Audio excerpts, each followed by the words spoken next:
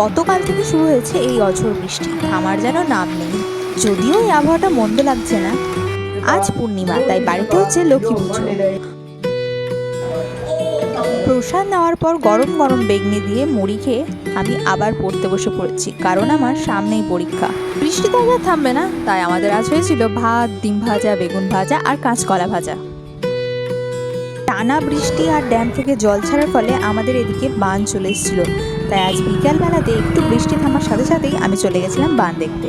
আজ এক নাম না জানা কোনো পাখি ডাক দিল ঠোঁটে নিয়ে খড়কুটো।